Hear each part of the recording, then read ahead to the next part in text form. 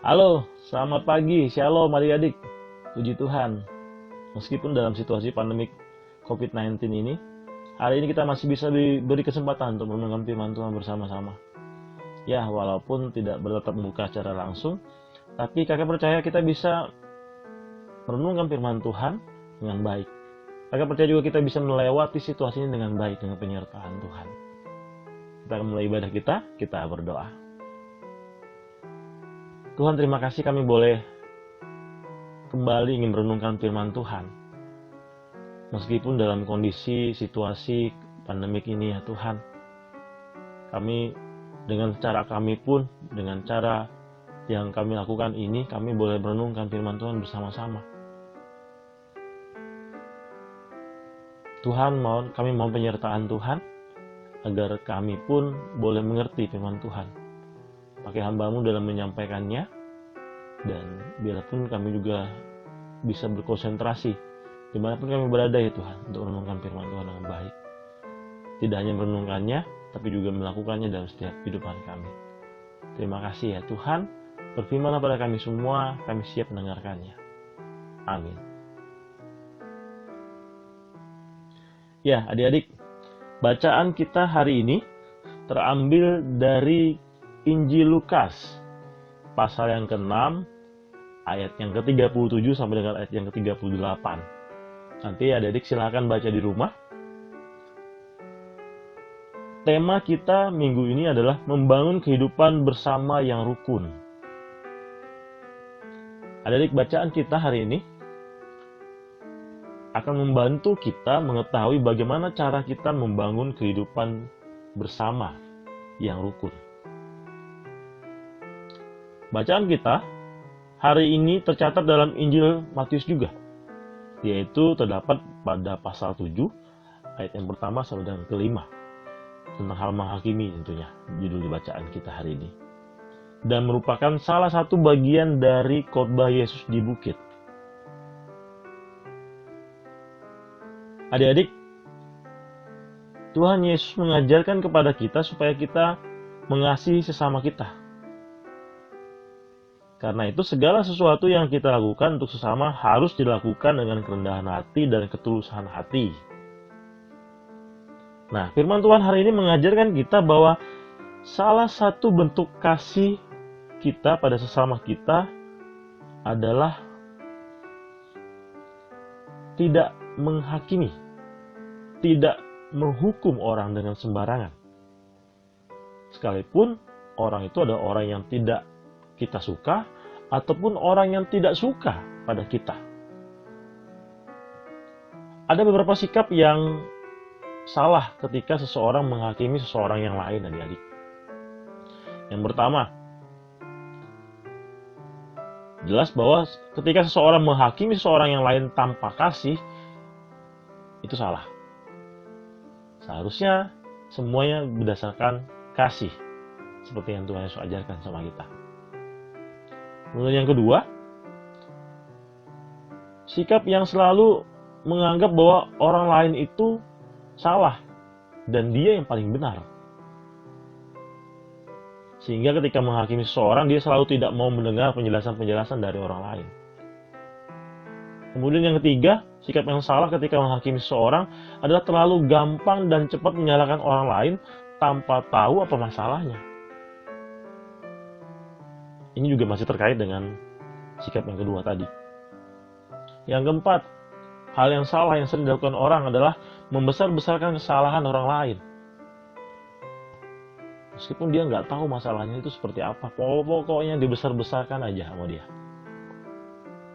Yang kelima, sikap yang salah adalah ketika seseorang tuh merasa senang ketika dia menemukan kesalahan orang lain. Kemudian ketika sudah menemukannya, dia kembali menghina orang yang dianggap salah itu. Itu 5 sikap yang salah ketika menghakimi orang lain. Ketika seseorang menghakimi seseorang yang lain, adik-adik. Jelas sikap menghakimi yang salah tadi dapat merusak kerukunan di antara sesama manusia. Hal tersebut bisa memunculkan orang-orang yang merasa disakiti, bisa memunculkan orang-orang yang dimusuhi, bisa memunculkan orang-orang yang merasa dihina, bisa menimbulkan perselisihan, menimbulkan perdebatan, bahkan menimbulkan kebencian dan lain-lain. Yang ujung-ujungnya jelas dapat memecah, merusak kerukunan antar manusia, adik-adik. Di lingkungan adik-adik teruna sekalian, ya zaman-zaman sekarang banyak sekali terbentuk kelompok-kelompok atau geng-geng, atau kelompok-kelompok teman curhat, teman-teman nongkrong, di mana dalam kelompok-kelompok seperti ini biasanya beresiko untuk munculnya persaingan, iri hati, pembenaran diri, dan lain-lain. Atau bisa juga ketika adik-adik punya teman curhat dan curhat kepada teman yang salah ini malah jadi provokator, teman yang salah ini malah memperbesarkan masalah-masalah yang kalian curhatin itu, bahkan menganggap ketika orang yang bermasalah sama kita itu benar-benar orang yang salah tanpa mengetahui masalah-masalah yang sebenarnya.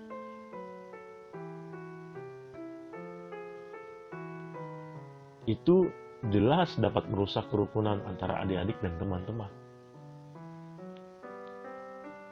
Atau zaman sekarang, di situasi pandemi COVID-19 ini, adik-adik bisa lihat di media sosial banyak aja yang jadi haters. Banyak netizen-netizen yang menyampaikan hujatan-hujatannya untuk pemerintah. Banyak yang menganggap pemerintah itu nggak mampu menyelesaikan pandemi ini. Sehingga dia kerjanya menghujat terus. Yang pemerintah nggak mampu. Disampaikan kata-kata yang kasar, disampaikan gambar-gambar yang menghina pemerintah. Seharusnya itu tidak terjadi kan adik-adik?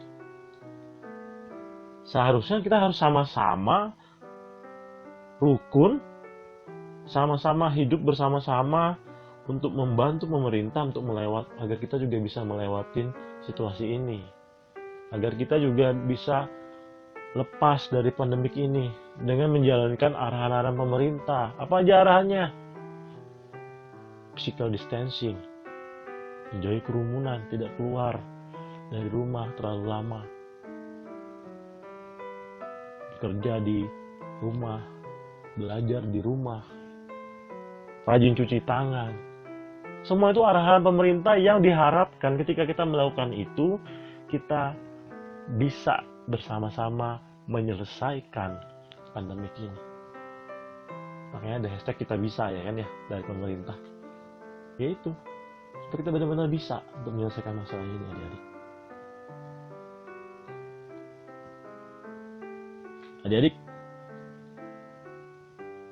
di luar sana juga mungkin ada saja orang-orang yang membenci orang tuanya.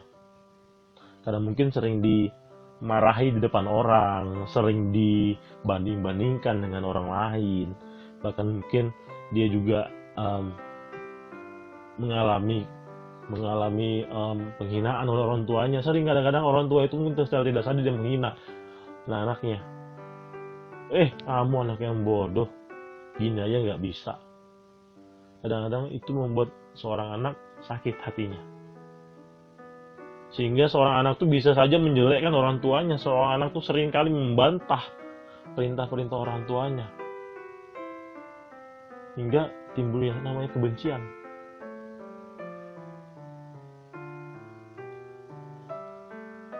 Adik-adik, firman Tuhan hari ini kembali mengingatkan kita bahwa untuk membangun kehidupan bersama yang rukun, hal utama yang diperlukan adalah kasih.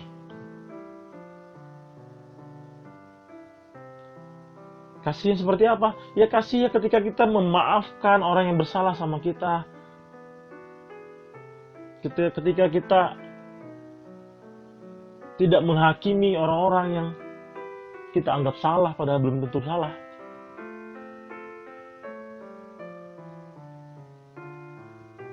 Kasih tadi adik-adik yang benar-benar diperlukan untuk membentuk kerukunan. Untuk membentuk, untuk menjaga kehidupan bersama yang rukun.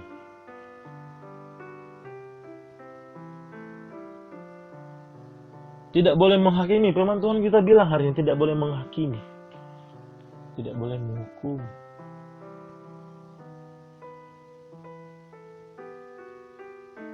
Menghakimi, adik-adik, yang di sini maksudnya adalah ketika menemukan orang yang benar-benar terbukti salah, ya nyatakan dengan benar bahwa orang itu benar-benar salah dan mungkin memberikan sanksi yang tepat dan benar. Yang tidak boleh menghakimi adalah ketika kita menghakimi dengan tindakan yang salah, seperti Kak Bambang bilang tadi. Menghakimi dengan membesar-besarkan masalah, menghakimi dengan tidak berdasarkan kasih, menghakimi dengan ketika menganggap dirinya benar sendiri, tidak mau mendengar pendapatnya orang lain, dan beberapa hal lainnya yang tadi Kak Bambang sebutkan. Ya bukan berarti kita tidak boleh menghakimi orang yang salah, adik-adik. Ketika kalian menemukan hal yang salah dan benar-benar terbukti sudah salah, kalian silahkan menghakimi. Menghakimi dengan konotasi yang baik ya adik-adik ya.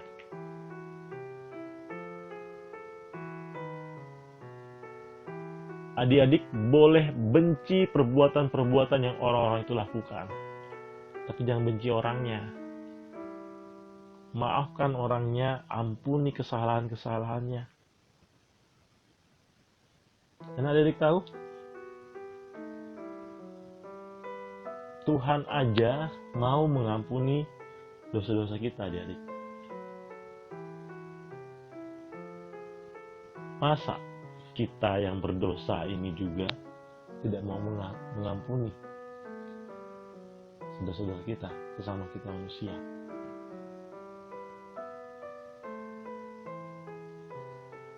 Susah memang adik-adik melakukannya dalam kehidupan kita. Tapi kita harus coba terus sampai kita benar-benar bisa memaafkan dan mengampuni.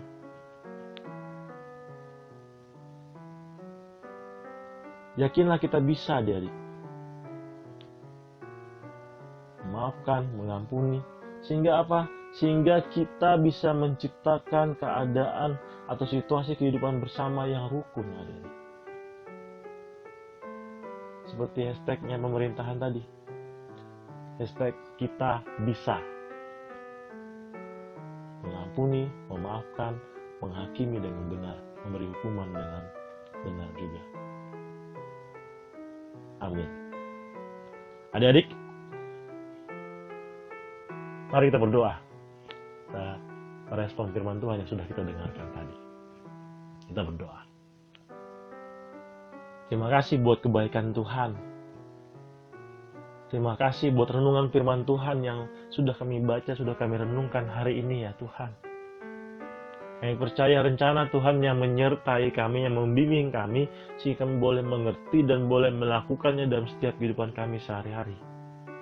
Kami boleh belajar untuk memaafkan, untuk mengampuni orang-orang yang bersalah pada kami. Kami tidak mau menghakimi dengan sembarangan. Kami tidak mau menghukum orang dengan sembarangan ya Tuhan. Kami mau mengampuni.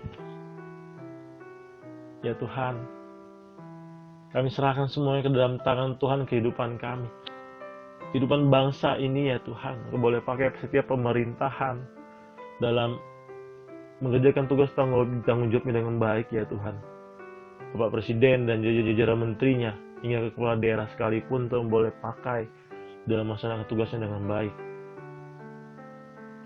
Sehingga kesejahteraan pun boleh kami rasakan ya Tuhan sebagai warga negara.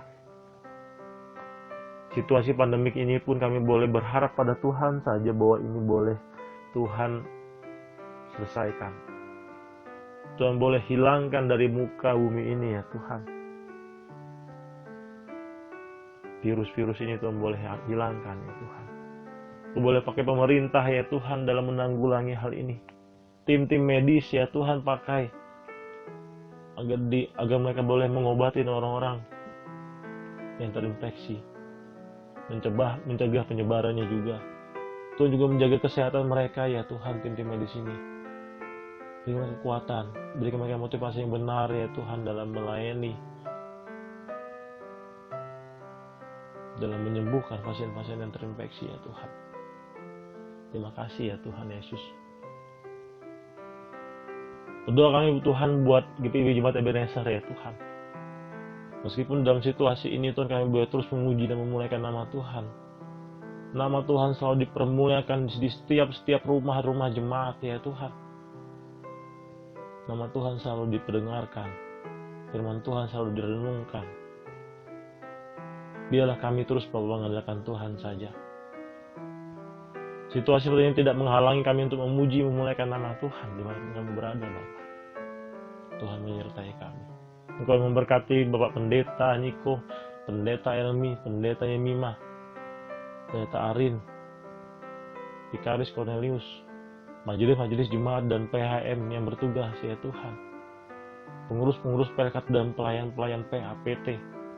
Biarlah kami semua ya Tuhan boleh melayani Tuhan dengan sepenuh hati kami. Dengan motivasi yang benar ya Tuhan, dan selalu Tuhan jaga kesehatan kami juga. Agar tetap sehat dan memuji muliakan nama Tuhan. Kami berdoa juga ya Tuhan buat adik-adik yang sedang melaksanakan belajar mengajar di rumah ya Tuhan. Tuhan menyertai mereka. Tuhan melindungi mereka, memberi mereka hikmat-Mu, agar mereka boleh menguasai setiap pelajaran yang disampaikan meskipun tidak di sekolah. Mampukan mereka belajar dengan baik juga ya Tuhan. Bahkan ada adik-adik yang sedang mempersiapkan ujian akhirnya. Tuhan boleh mempersiapkan mereka dengan baik, dukung setiap pelengkapannya, biar mereka boleh rajin belajar dan boleh mempersiapkan diri dengan baik ya Tuhan, sehingga pada saat ujian pun boleh mengerjakan semua soal-soal dengan baik dan memperoleh hasil yang terbaik juga daripada Tuhan. Terima kasih Bapa dalam surga. Terima kasih ya Tuhan. Biarlah kami setiap jemaat-jemaat-Mu ya Tuhan jadi berkat buat orang sekitar kami ya Tuhan. Bersama-sama kami ingin memerangi penyebaran virus COVID-19 ini ya Bapa. Tuhan yang memberikan jalan keluar buat setiap permasalahan bangsa ini. Kami percaya Tuhan yang melindungi kami semua. Ini kami ya Tuhan, ini doa kami Bapa. Kami serahkan semuanya ke dalam tangan Tuhan.